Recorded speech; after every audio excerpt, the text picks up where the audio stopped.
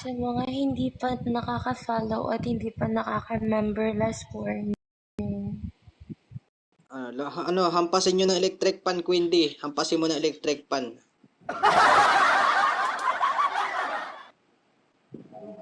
Ayan, owner. Busig na tayo sa exam. Madam Let, ano to? Binabaliw mo ako, ha? Kinukuha na ni kamatayan, ha? Okay, owner, the mic is yours.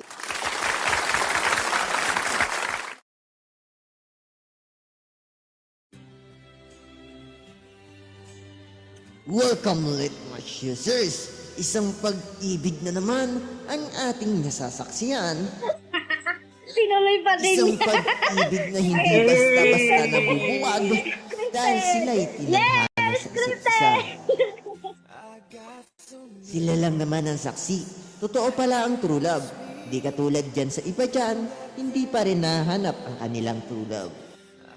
Sila lang naman ang sagisag ng pag-ibig ni Kristo. Sila'y biniyayaan ng isang pag-ibig na pangmatagalan.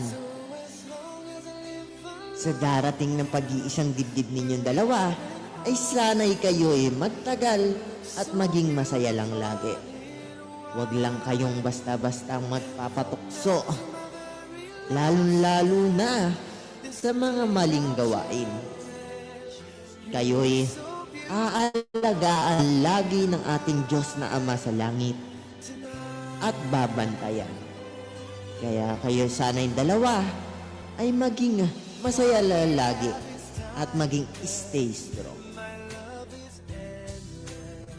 Mula sa kanilang mga kaibigan, pamilya, kung ano ka man sa kanilang buhay, ay sila po ay nagpapasalamat sa inyong pagsuporta hanggang dulo, hanggang sa walang hanggan. Kaya sana po, sa darating na panahon, ay patuloy nyo pa rin sila'y suportahan hanggang dulo.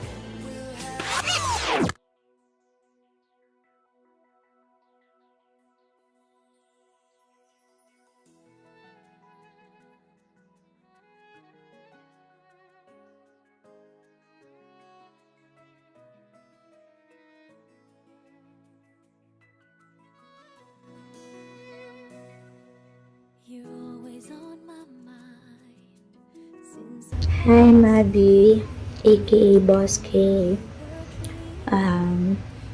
I just want to say thank you for loving me. Thank you for taking care of me.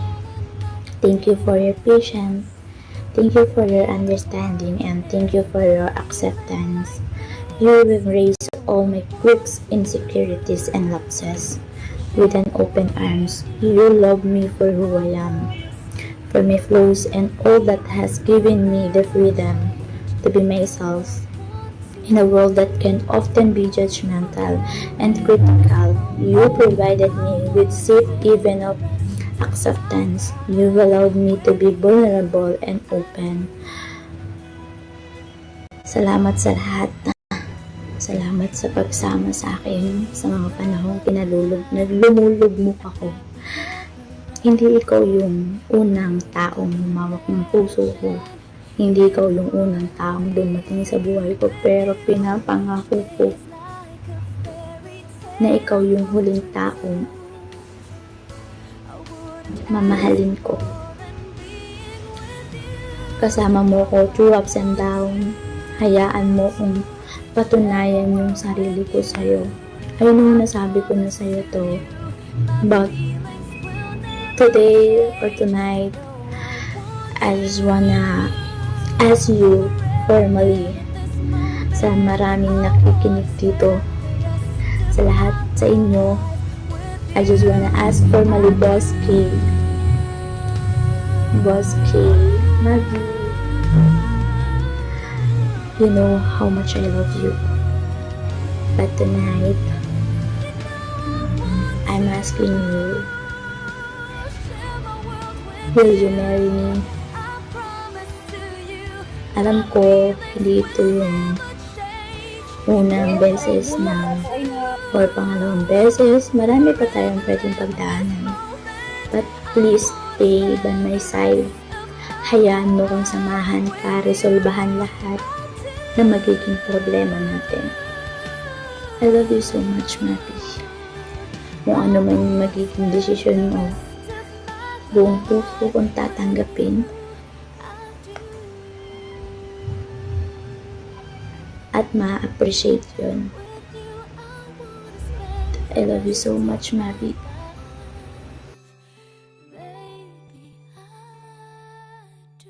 Oh